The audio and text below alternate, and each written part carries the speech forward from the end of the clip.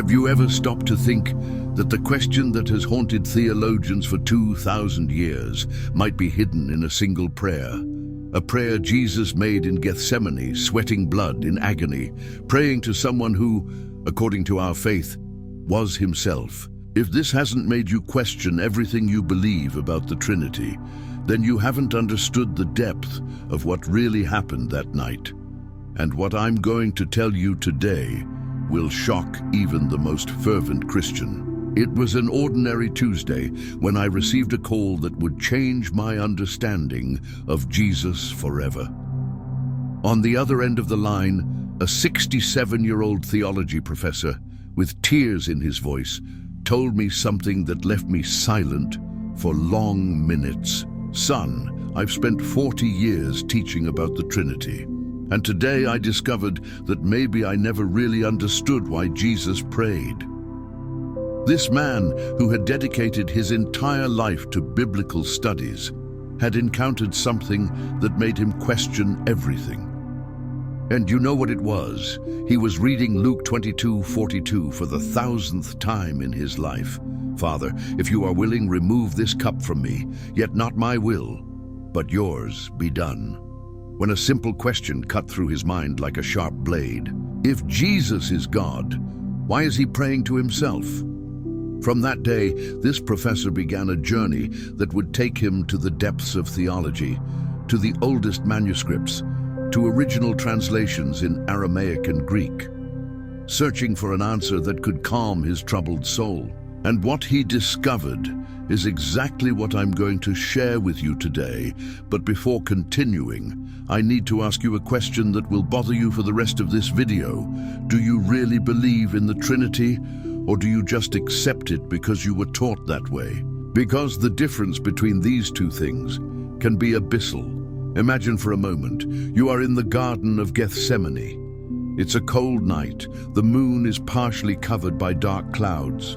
The air is dense, charged with tension that seems to press your lungs. You can hear the wind swaying the leaves of centuries-old olive trees, creating dancing shadows on the ground. Jesus moves away from the disciples.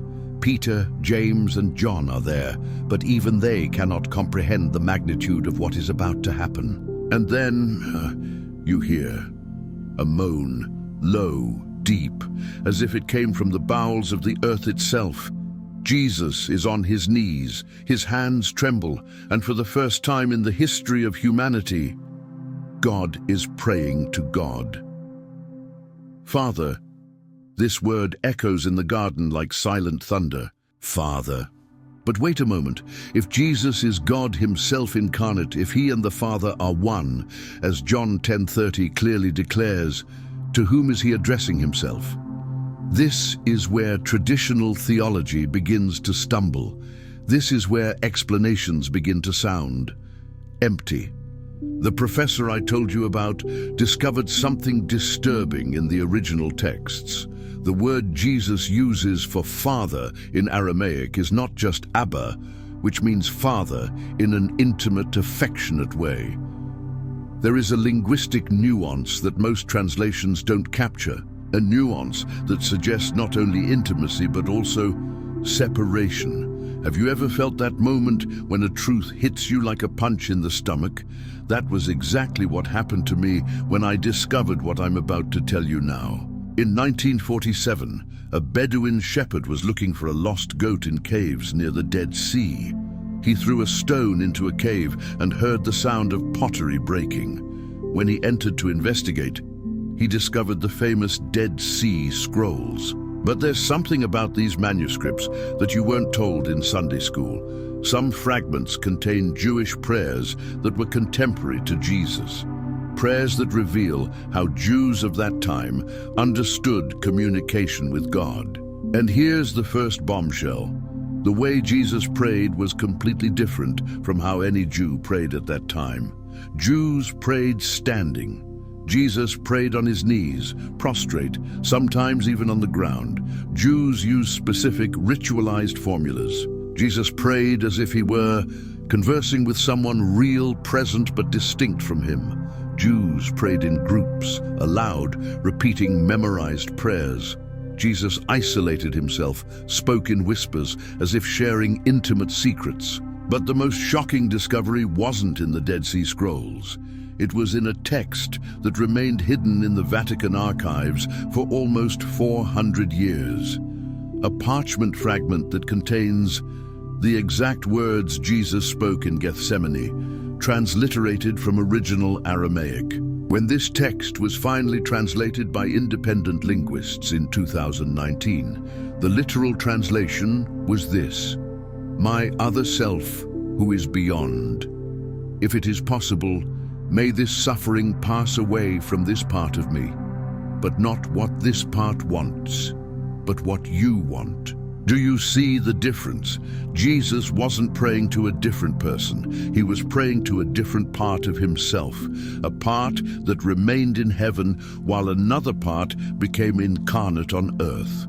What I'm going to tell you now goes against everything you learned about the Trinity. But it's based on years of theological research, linguistic analysis, and real experiences of people who lived something similar to what Jesus lived in Gethsemane.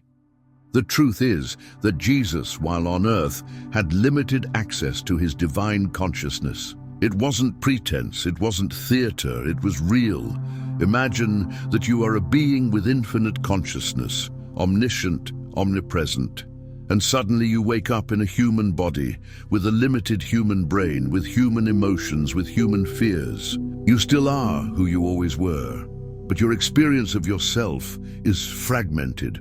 That's why Jesus could say, "I and the Father are one," in John 10:30, but also cry on the cross, my God, why have you forsaken me?" in Matthew 27:46. The human part of Jesus had access to the divine part through prayer.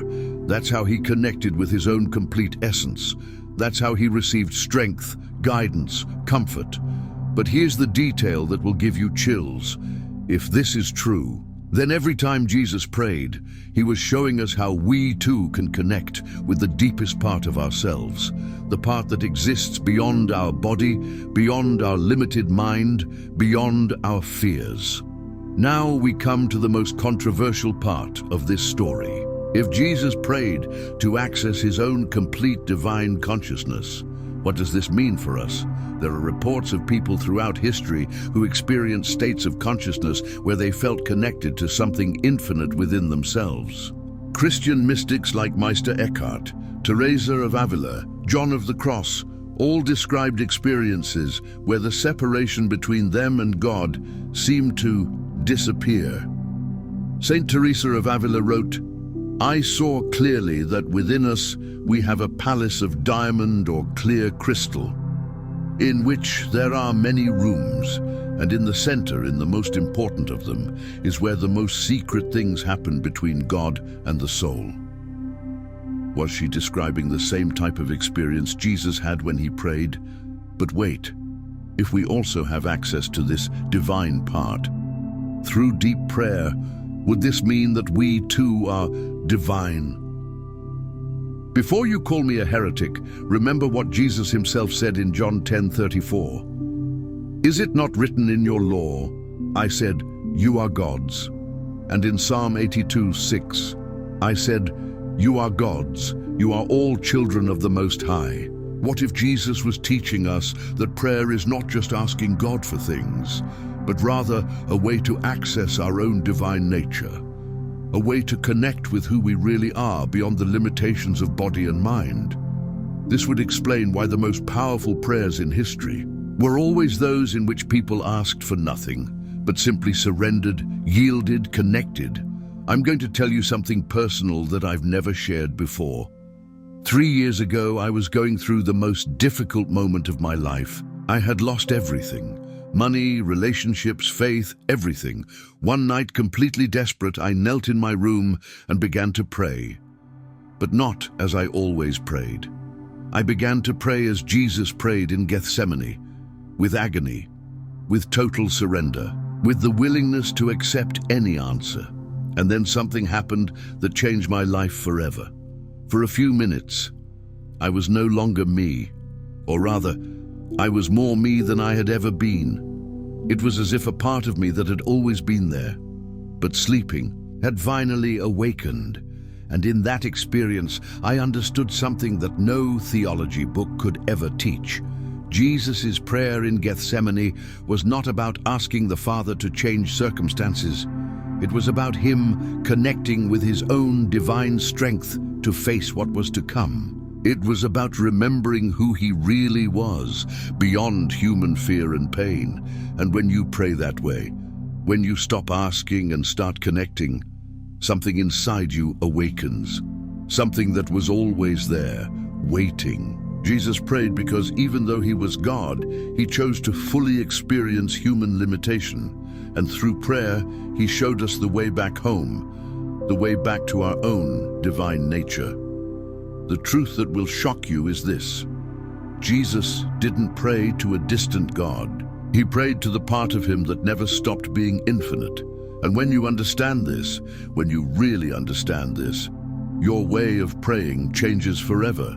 You stop begging and start connecting. You stop asking and start remembering. You stop looking for God out there and find God within. Now I want to know, do you have the courage to pray as Jesus prayed?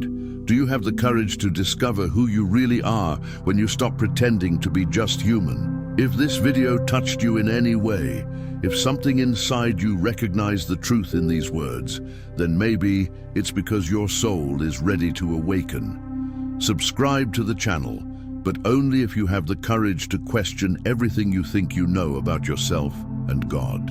And tell me in the comments, have you ever had an experience during prayer where you felt it wasn't just you praying, where you felt a connection that went beyond asking or thanking? Because maybe, just maybe, you've already experienced a bit of what Jesus experienced in Gethsemane. And maybe it's time to explore this more deeply. The truth is waiting for you. The question is, are you ready for it?